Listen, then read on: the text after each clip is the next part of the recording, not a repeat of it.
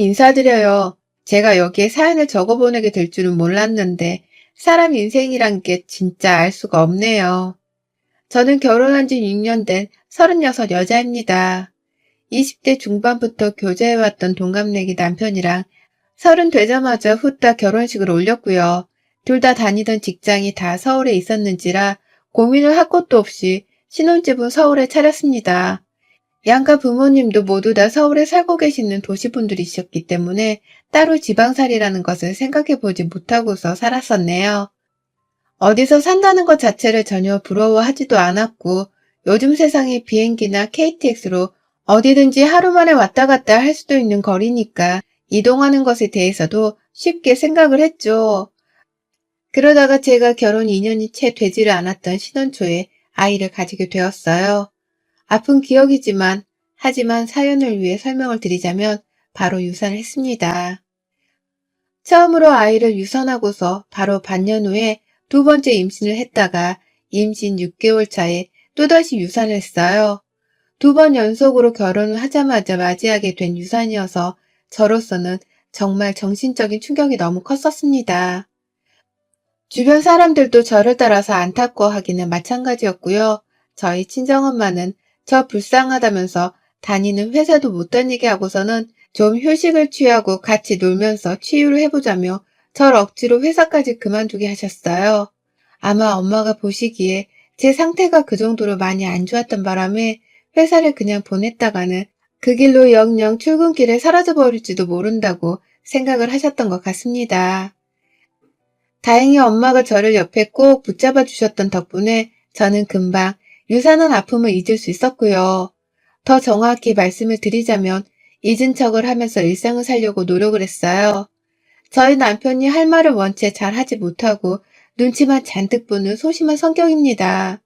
그 당시 우리 남편은 제 눈치를 보면서 사느라 밥도 제대로 못 먹어 살이 저를 따라서 5kg 정도가 빠졌었답니다.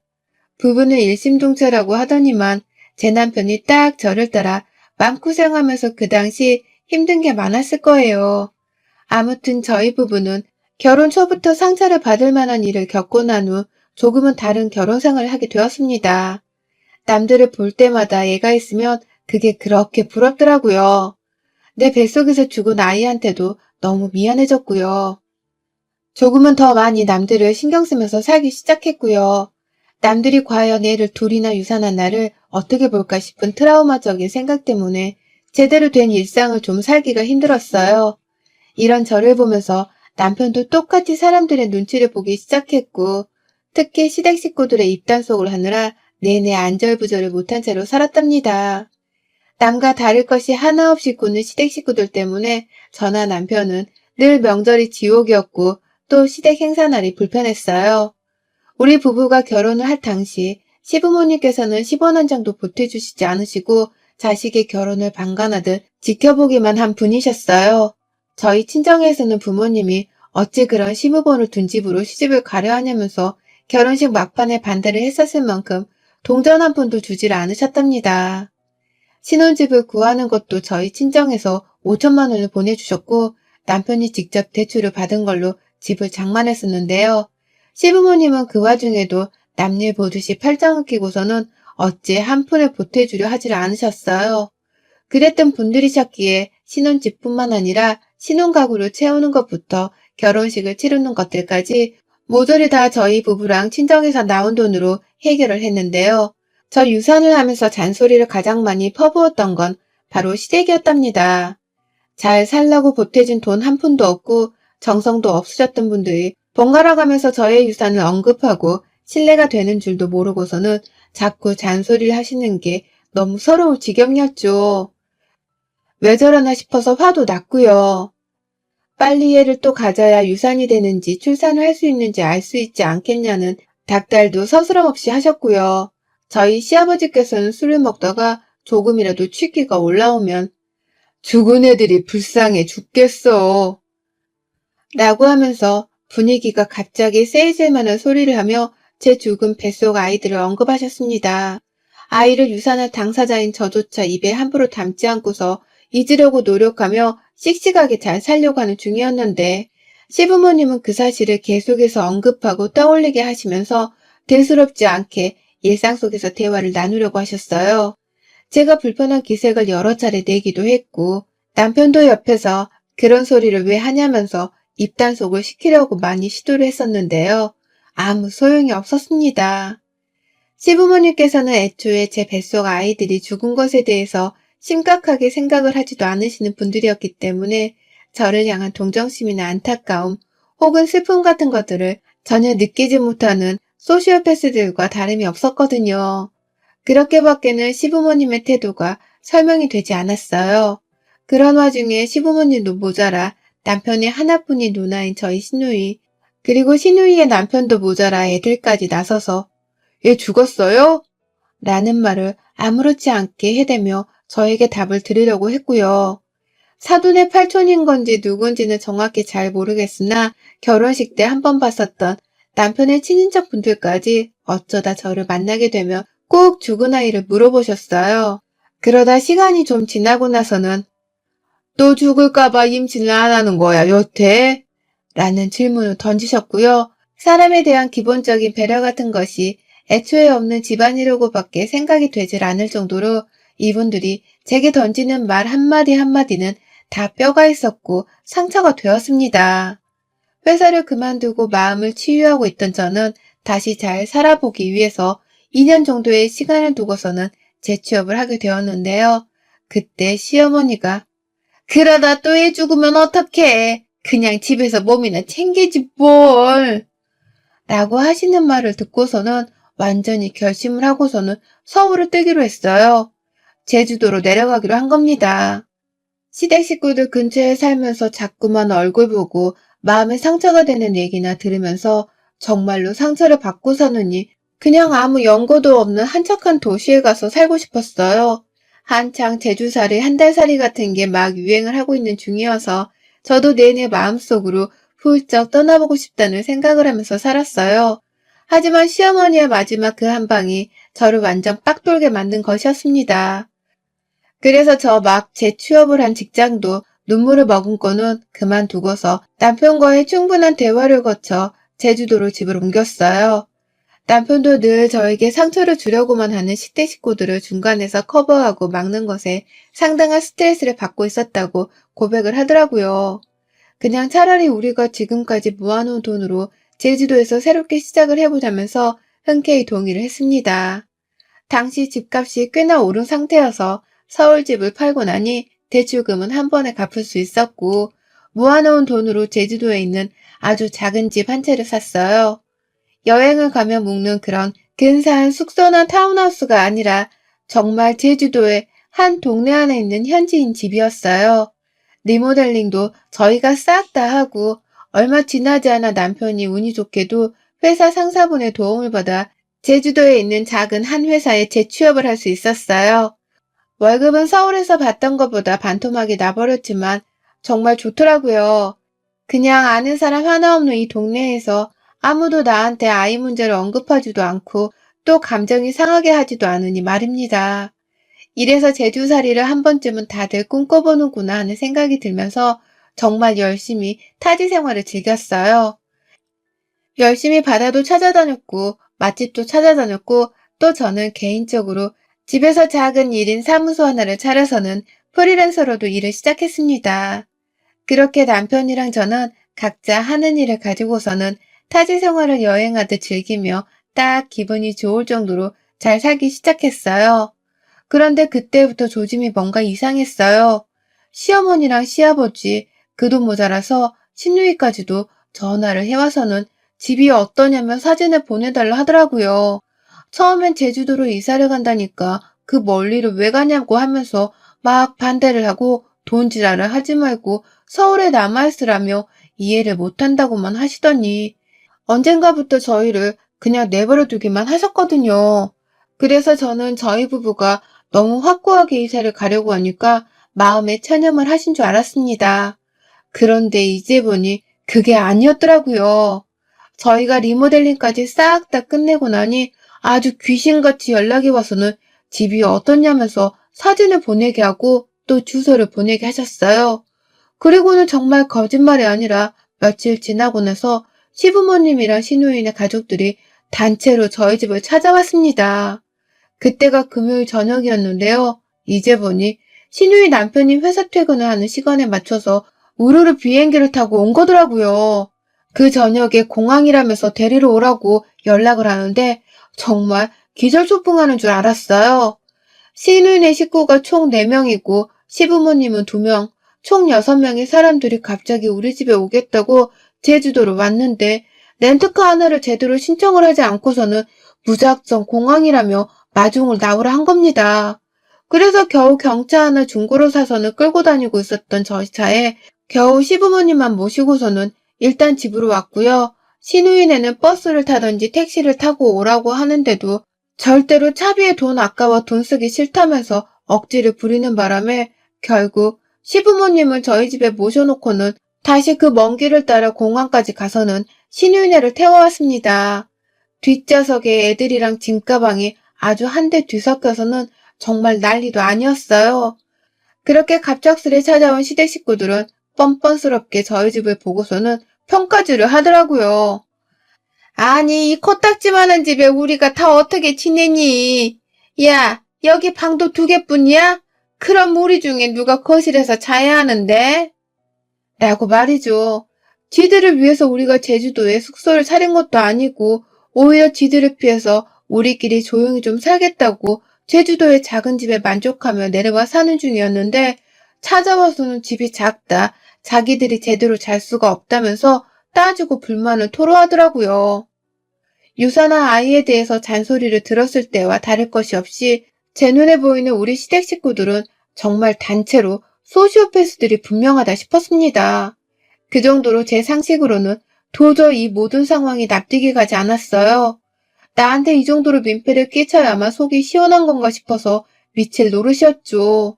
결국 주말을 껴서 우리 집을 찾아온 시댁 식구들은 다음날 아예 남편한테 렌트카를 당장 렌트하라고 닥달해서 남편이 억지로 자기 돈을 써서는 차를 하나 렌트했고요. 그렇게 저를 빼고서 시댁 식구들을 주말 내내 제주 관광을 시켜주다가 공항에 돌려보냈습니다. 시댁 식구들이 떠난 집은 아주 쓰나미가 밀려왔다 간 듯이 처참했고요. 그걸 치우느라 저나 남편은 마지막 주말이던 그 일요일 저녁 내내 제대로 허리를 펴지도 못했었답니다. 설마 이게 또 반복적으로 일어나진 않겠지 싶었는데 늘 불길한 예감은 적중을 했죠. 그 다음에 남편의 한 친척분께서 연락이 오셨어요. 시어머니께 말을 전해드렸다면서 우리 사는 곳 주소를 찍어달라 하시더라고요.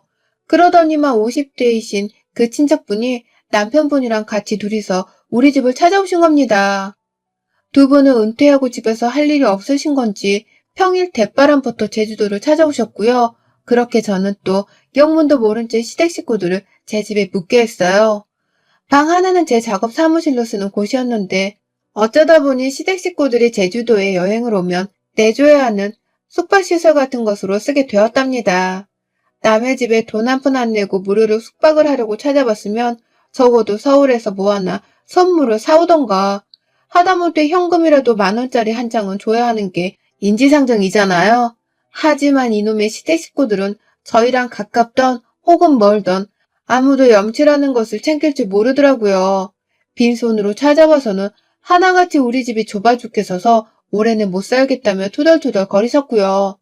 당연스럽게 자기들이 제주도에 오면 관광을 시켜주는 것은 저나 제 남편의 몫이라고 생각을 하셨습니다. 그 흔한 투어나 렌트카는 늘상 예약 따윈 하지도 않으셨고요. 하나같이 우리한테 공항으로 데려오라고 하고 또 맛집도 알려달라고 하고 관광지로 태워다주고 또 데리러 오라고 시키면서 온갖 여행사에서는 할 짓들을 전부 다 저희 부부한테 요구를 하셨어요. 눈 하나 깜빡하지 않은 채로 뻔뻔스럽게 말입니다. 급기야 저희 시부모님은 한 달 살기를 하고 가신 적도 있답니다. 제주도행 비행기표만 끊고 오셔서는 돌아가는 비행기표는 사지도 않으셨더라고요. 그냥 와서는 몇 날 며칠을 계속 지내시길래 언제 돌아가시냐고 물어보니 너가 가라니까 더 가기 싫네. 우리 가는 티켓 안 끊었다 아직. 한 달 있으려고 한다. 라고 하시더라고요. 그리고는 정말 한 달 내내 저희 집에서 관광하듯 머물다가 가셨습니다. 남의 호텔을 사용하듯이 청소도 안 하고 설거지도 안 하고 요리는 당연히 안 하셨고요. 이불 정리하는 것부터 시작해서 자기들이 쓰고 난 방 청소까지 전부 다 저한테 시키셨어요. 그 바람에 저는 하우스키핑까지 도맡아 하면서 시부모님의 제주 한 달 살기를 보조했죠. 그러니 저 진짜 여러 차례 멘붕이 왔었답니다. 이 짓은 더 못하겠다면서 또 제주도에 누가 오려고 하기라도 하면 막 욕을 퍼부을 작정으로 길을 세웠어요. 그러다가 코로나가 찾아왔어요. 정말 다행인지 불행인지 그 덕분에 시댁 식구들도 발길을 딱 끈더라고요. 애머 시댁 식구들의 제주도 방문 때문에 저희 친정 부모님도 여태 제주도를 한번 못 오셨을 때였는데 코로나가 터지니 얼마나 우리 부모님이 보고 싶던지요. 이게 다 시댁 식구들 때문인 것만 같아서 괜히 천불이 났죠. 그럼에도 이제 더는 안 봐도 된다고 생각을 하니 다행이다 싶었고요. 하지만 요즘 코로나는 조금씩 일상 속에서 함께 해야 하는 걸로 인식이 바뀌었고, 사람들도 명절에 막 여행을 간다고 공항이 좀 더 붐비기 시작했잖아요. 그 중에 꾸역꾸역 제주도로 여행하겠다며 비행기를 타러 공항에 가 있던 사람이 바로 저희 시부모님과 시누이네였습니다. 한번 저희 집에 다 같이 우르르 왔다가 집이 너무 작아서 함께 못 지내겠다고 생각을 한 건지 절대로 같이 내려오지는 않더라고요. 다만 누가 봐도 서로 미리 계획을 짰다는 듯이 시부모님이 평일에 제주도로 온다면서 무턱대고 찾아오시더니 시부모님이 금요일에 서울로 올라가면서 바톤 터치를 하듯이 시누이네가 제주도로 내려왔어요. 시부모님이 저희 집에 계시는 내내 저 진짜 오래간만에 또 하우스키핑 역할을 자처하면서 엄청 개고생을 했거든요. 오랜만에 제주도에 와서 너무 좋다면서 저를 데리고 빨빨거리면서 제주 여행을 시켜달라고 성화를 부리시는 바람에 남편 출근을 시켜주고 난 후 그 차를 그대로 집에 가져와서는 시부모님을 태우고는 제주도를 달렸었습니다. 다니면서 필요한 경비며 식당에 들어가서 쓰는 식비며 모든 것들은 다 제 지갑에서 돈이 나갔고요. 그 와중에 시부모님은 지갑 한 번을 열어서 저한테 밥 한 끼를 사주질 않으셨어요. 그냥 맨입으로 또 당연하다는 듯이 저희 부부의 도움만을 받으며 제주도를 꽁으로 여행을 하려고 한 것이었습니다. 그러다가 금요일에 서울에 간다면서 공항에 바래다 주라고 하니 저도 이제야 끝이 났다 싶어서 절로 다행이다 싶더군요. 아니나 다를까 방이나 집안꼴을 다 엉망으로 만들어 놓으시고는 쓰레기 한 번을 비우려 하지 않은 채 공항에 간다고 제 차에 올랐다는 시부모님을 모른 척하며 그렇게 공항에 잘 바래다 드렸습니다. 그런데 시어머니가 공항에 들어가면서 말씀하시대요. 이따 네 시누이 도착할 거니까 그냥 공항에서 대기하고 있어. 번거롭게 집에 왔다 갔다 해서 차비 낭비하지 말고 그거 다 우리 아들 월급에서 나가는 돈일 텐데. 라고 말이죠. 그리고 전 그제서야 알았어요. 시누이가 제주도로 오고 있는 중이라는 걸 말이죠. 정확한 시간도 말해주지 않고 도대체 왜 오는 건지도 말해주지 않은 채 그냥 무작정 공항에서 기름값 아까우니 기다리고만 있으라 하는 시어머니의 말에 숨이 턱 막혔어요. 머리가 지끈거리고 숨이 안 쉬어지고 급기야 차키를 들고 있는 제 손이 막 부들부들 떨리는데 눈치껏 제 증상을 알겠더라고요. 공황장애라는 걸 말입니다. 그리곤 제가 거의 2시간 가까이를 공항에서 기다렸어요. 시누이가 우리 금방 도착해 라고만 문자를 보내놔서 전 진짜로 금방 도착을 하는 줄 알았는데 알고 보니 그때 막 서울에서 공항으로 가고 있던 중이었더라고요. 서울에서 제주도가 비행기 한 방으로 도착을 한다는 걸 그저 금방 도착한다고 표현한 바람에 제가 거의 2시간을 아무것도 안 하고 기다린 겁니다. 열은 잔뜩 받아져 있고 남편은 왜 집에 안 오냐면서 저를 찾는데 저는 남편의 연락도 받기가 싫었어요. 왜 니네 식구들은 다 이 모양인 거냐면서 한마디 욕을 퍼부을 게 분명했는지라 남편이랑은 싸우고 싶지가 않아서 일단 전화를 받지 않기로 한 겁니다. 그리고는 시누이네를 기다리는데 와, 저 진짜 그 얼굴을 보자마자 입이 열리며 쌍욕이 튀어져 나왔습니다. 시누이가 공항 밖으로 나오다가 말고 지네애들이 배가 고파 했다면서 바로 공항 안에 있는 롯데리아에 가서는 햄버거를 사 먹이고는 나오는 겁니다. 애들 둘이서 손에 콜라 하나씩을 들고서는 빨아대면서 나오는데 와, 2시간 내내 소식도 없어서 무작정 기다리다가 그 꼴을 보고 나니 순간 얼굴이 쎄한 게 화가 치밀어 오르더라고요. 그리고는 신우이한테 많이 늦으셨네요. 라고 말을 했어요. 연락도 없이 무작정 남의 집에 찾아온 사람 주제에 왜 늦느냐는 소리를 은연중에 뱉어낸 겁니다. 그런데 우리 신우이랑 그 옆에 있는 남편이란 놈이 쌍으로 뭘 한 줄 아세요? 손님을 이렇게 대접하면 안 되지. 라고 하는 거예요. 손님은 늦어도 늦었다고 그러려니 해야 하는 거고 윗사람을 봤으면 짐부터 받아줄 생각을 해야 하는 거라면서 저를 향해 둘이서 쌍으로 잔소리를 퍼부으며 가르치려 들더라고요. 이건 뭐 기가 막힌 건 둘째치고 사람 새끼들이 아닌 것들과는 도무지 대화가 안 통해서 뭐라 할 말이 없었습니다. 제 손님들이세요? 저는 초대한 적이 없는데 누군 마음대로 형님이 제 손님이에요? 내가 언제 오라고 했어요? 왜 멋대로 이 늦은 시간에 사람을 기다리게 하면서 찾아와 놓고 손님 대접을 바래요? 라고 하며 저도 결국 화가 폭발해서는 소리를 쳤어요. 사람들이 막 공항을 빠져나가는 중이어서 주변에 사람들이 정말 많았는데 저는 부끄러운 줄도 모르고 신우이한테 소리를 질러댔어요. 내가 초대를 했냐고요. 손님 대접을 받고 싶으면 돈을 내던가 아님 돈 내고 호텔을 들어가던가 왜 남의 집에 멋대로 찾아와서는 대접을 바래요? 염치 좀 챙기고 사세요. 라면서 혼자 공항 천장을 보며 소리를 지르고 숨을 거르고 별짓을 다 했다가 신우 남편이 저보고 그러더라고요. 미쳤나 봐. 라고 하면서 저를 막 이해할 수 없다는 듯이 쳐다보면서 표정을 잔뜩 찡그리는데 그 무시하는 표정에서 저는 환멸을 느꼈습니다. 내 마음을 알아주길 바란 건 아니었지만 그래도 적어도 내 집에서 지내려고 하는 사람이라면 집주인한테 미안해하기는 할 거라 예상했거든요. 그런데 저를 이해하기는커녕 미쳤다고 말하는 그 인간의 말에서 저는 결국 마지막 희망의 끈까지 놓아버렸고요.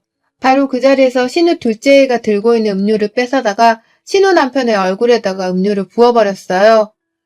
자식들 보는데 부부가 쌍으로 부끄럽지도 않아요? 남의 집에 찾아오는 손님이면 손님답게 예의를 갖추시라고 하는 말인데 미쳤다고? 미친 게 뭔지 제대로 한번 보여줄까요? 나 당신들 우리 집에 다시는 안 들일 거니까 어디 한번 공항에서 차 렌트해서 숙소 잘 찾아가 보세요. 손님 대접 받고 싶어 하는 것 같으니 소원대로 해줄게. 호텔 구에서 손님 대접 떵떵거리며 받고 지내다 가세요. 다신 제주에 와서 함부로 우리 부부 부르지 마. 또 온다고 하면 그땐 당신 부모가 찾아와도 난 소금부터 뿌려가며 쫓아낼 거야. 라고 하면서 음료를 탈탈 털어버리고는 혼자 공항을 빠져나왔어요. 뒤에서 신우의 남편이랑 신우가 번갈아 쌍으로 소리를 질러가면서 제 이름을 부르고 있었는데요. 저는 혹여나 저를 따라 제 차까지 쫓아와서는 억지로 타고 가려 할까봐 정말 빠른 걸음으로 제 쪽으로 해서는 공항을 빠져나왔어요. 그리고는 바로 제 차에 탑승을 하자마자 뒤도 안 돌아보고 집으로 왔습니다. 남편은 그 사이 신유이한테 마중 나오란 전화를 또 받은 건지 누나가 나오라는데 너 공항 아니야? 라고 하면서 눈치 없이 묻는 전화를 하더라고요. 그래서 전 남편한테도 결국 한바탕 퍼부었습니다. 니네 가족들 내 집에 또 얼씬하게 하면 너도 그땐 쫓겨날 줄 알아? 이혼하고 싶으면 네 가족들을 또 불러보던가. 어디 염치도 없는 것들을 자꾸 초대해서는 팔자에도 없는 팔추부짓을 하며 손님 대접을 해주려고 해. 지들이 여행을 하고 싶으면 알아서 숙박이면 공항 픽업까지 알아보라고 해. 라면서 절대로 집에 붙어있으라고 닥달을 했습니다. 저는 차를 끌고 집에 도착을 하자마자 결국 울음을 터뜨리며 제주도에 와서도 니네 식구들 때문에 이게 뭔 난리야. 라면서 거실 바닥에 들어 누웠고요. 제발 좀 안 보고 살게 해달라고 애원을 하니 남편도 이런 제가 불안불안해 보였는지 초대 안 할 거야 걱정 마. 라고 하면서 자기 핸드폰 전원을 제 앞에서 보란듯이 꺼버리더라고요. 그게 바로 지난주 금요일에 일어났던 일이었고요. 그 후 신우이는 우리 집을 찾아오긴 했었어요. 다만 저희 부부가 문을 열어주지도 않고 밖에서 누가 집에 쳐들어오려고 한다고 경찰에 신고를 하니 그제서야 꽁무니를 내빼듯이 도망을 치더라고요. 지들이 어찌저찌 렌트카를 빌리긴 한 건지 차도 있었고 더 이상 숙박을 하겠다면서 재워달란 연락도 하지를 않은 채 그러고 조용히 지내다가 서울로 올라간 듯 했어요. 그리고는 평일에 다짜고짜 시누이가 저를 고소하겠다면서 연락이 왔네요. 감히 공항에서 자기 가족들한테 망신을 줬다면서 명예훼손을 들먹이며 고소를 하려 하더라고요. 그러니 저도 그간 우리 집에 와서 공짜로 먹고 자고 여행했던 경비를 싹 다 모아서는 금전적인 포상을 하게 만들어주겠다며 맞고소를 하겠다 으름장을 놓았습니다. 명예훼손은 100만 원이면 되겠지만 당신은 몇백을 더 물어내야 할 거라면서 아주 신신당부를 하니 시누이는 먼저 전화를 툭 끊어버리고는 지금껏 추가 연락이 없네요. 아마 속으로는 무지하게 쫄고서는 잠수를 타려한 것 같습니다. 뭐 덕분에 이제 시댁 식구들도 다 하나같이 정신을 차리고는 우리 집에 못 올 것이란 생각이 들고요. 온다고 하더라도 제가 공항에서부터 소금을 던져가며 제주 땅에서 쫓아내버릴 심상이라 상관은 없습니다. 어디 또 내 집에 쳐들어오려고 하기만 해봐라. 제주 땅에서 길 잃은 노숙자가 되는 게 어떤 건지를 제대로 보여줄 겁니다. 여러분의 생각은 댓글로 남겨주세요. 오늘도 시청해주셔서 정말 감사합니다.